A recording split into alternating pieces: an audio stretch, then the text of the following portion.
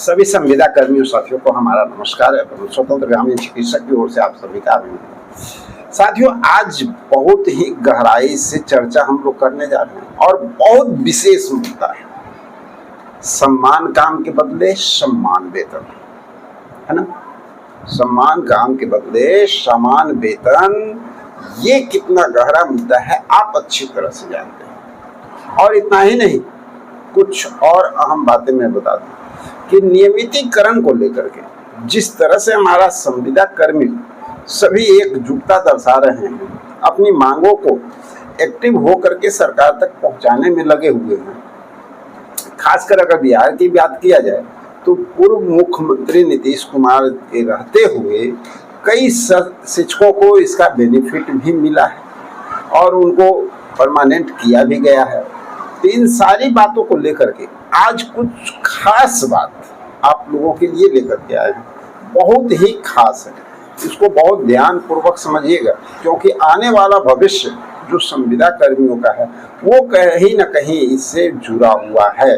तो नियमितीकरण, ग्राम कचहरी सचिव हो जाए, न्याय मित्र हो जाए, ग्राम रक्षा दल हो जाए या संख्याकी स्वयंसेवक हो जाए, जिनका भी समायोजन अभी होना ही है क्योंकि इनको हटाया गया था। ग्रामीण चिकित्सकों की तो भाई बात करना अभी के समय में थोड़ी सी बेईमानी होगी, लेकिन चलिए सिर्फ आश्वासन वाली बात हम नहीं बोलेंगे, जो रियलिटी है उसके हिसाब से हम लोग काम करते हैं। अब इसके आगे आशा कार्यकर्ता हो जाए, आंगनवाड़ी सेविका हो जाए, परिचारी हो जाए, रसोईया हो जाए, यानी जितने भी संविदा कर्मी हैं सबके हित को देखते हुए ये बहुत खास होने वाला है।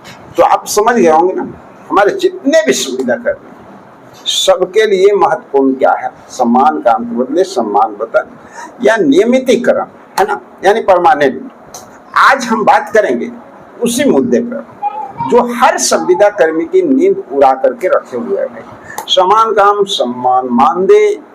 बहुत से साथी पूछते हैं कि कोर्ट के फैसले हमारे पक्ष में आ रहे हैं, लेकिन धरातल पर सरकार उसे लागू आखिर क्यों नहीं कर रही है भाई।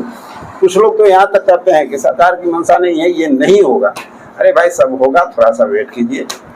आज के इस वीडियो में हम समझेंगे कि सरकार की नीतियों और कोर्ट के फैसलों के बीच का गैप क्या है, और जहां पे प्रॉब्लम आ रही है ना भैया, उस चीज को ही समाप्त करो, प्रॉब्लम को समाप्त करो।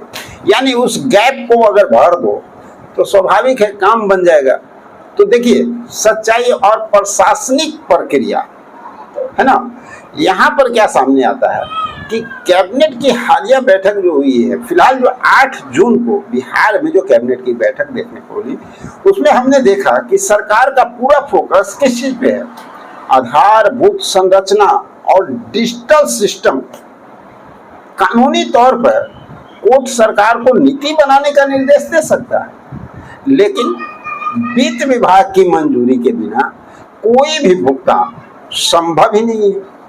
अब आप समझिए कि वित्त विभाग के मंजूरी नहीं तो भुगतान संभव नहीं, तो भैया हो कैसे। जब हम समान काम और समान मानदेय की बात करते हैं तो सरकार इसे वित्तीय बोझ के नजरिए से देखती है। क्या लगता है, सही है या नहीं?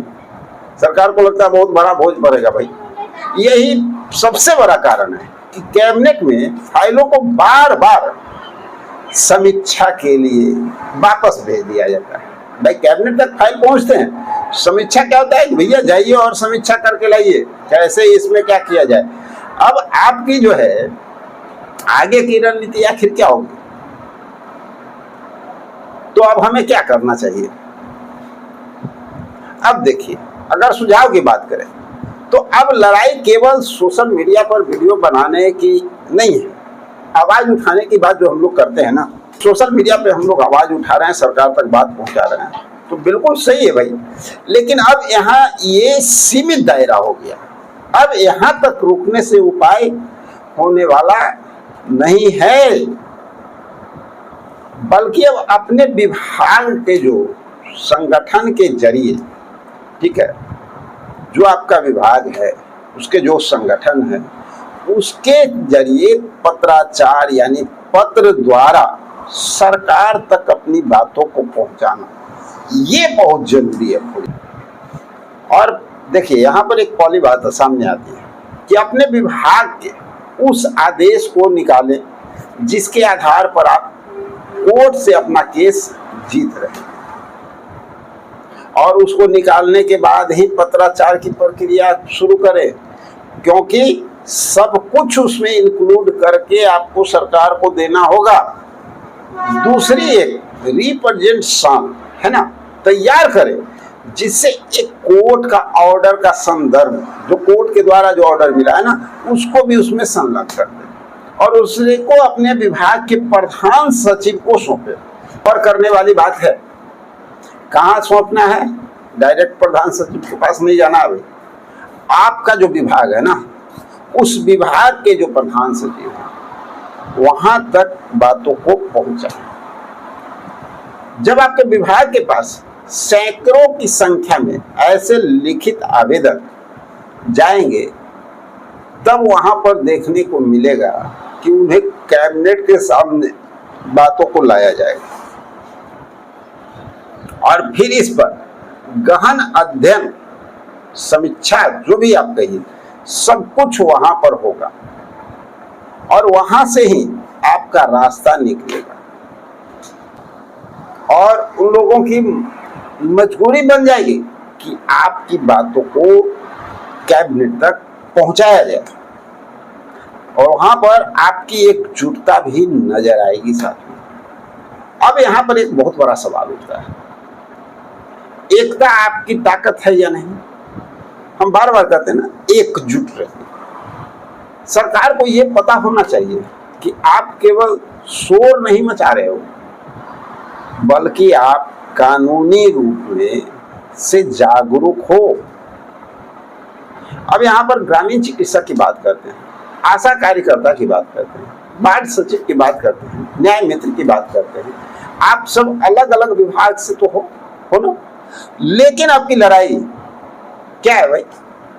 आने वाले समय में हम अपने चैनल के माध्यम से उन सभी साथियों को एक साथ लाने के लिए कानूनी रूप से अपनी लड़ाई लड़ने के लिए तैयार हैं। तो यहाँ एक बड़ा समस्या सामने आता है कि भैया सबकी समस्या एक है, सब लोग चाहते हैं हमारा समायोजन है, हमें सम्मानजनक मानदेय मिले, सब लोग चाहते हैं कि हमारी ड्यूटी परमानेंट हो।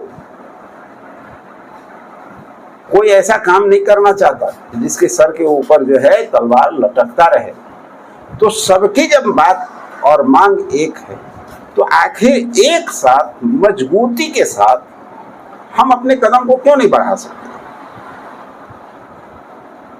जैसा कि अभी देखा गया है हाल फिलहाल में कि जितना हम लोग काम किए, आपस में टूट का बेनिफिट सरकार उठा करके ले जाती है, और हम सब लोगों को आज के दौर में इतना अल्प मानदेय में हमारे संविदा कर्मियों को काम करना पड़ता है, जिससे उनका घर का गुजर बसर तक नहीं चल रहा है। अरे घर तो छोड़ दीजिए, जो व्यक्ति काम कर रहा है ना, उसका अपना एक व्यक्ति का एक महीने का खर्च पर नहीं होता है। परिवार पालना और सब तो बहुत दूर की बात है। तो इन सारी बातों को हम सब लोगों को समझना होगा और एकजुट होकर के आगे बढ़ना होगा। अब आप देखिए, आज कमेंट में अपने विभाग का वर्तमान स्थिति को जरूर लिखिएगा, ताकि हम उस पर एक कलेक्टिविटी ड्राफ्ट तैयार कर सकें। और तैयारी अब आगे की होगी, बहुत स्ट्रॉन्ग तैयारी होगी, और आप सबको साथ लेकर के चलने की बात होगी। अब देखते हैं आप सब लोग साथ में आते हैं या भाई हवाई सिर्फ सुनने के लिए बैठे हुए हैं कि बस हमारा काम हो गया। ऐसे काम नहीं होता है साथियों। जहां जरूरत पड़ेगी कदम बढ़ाने की, वहां कदम बढ़ाना पड़ेगा।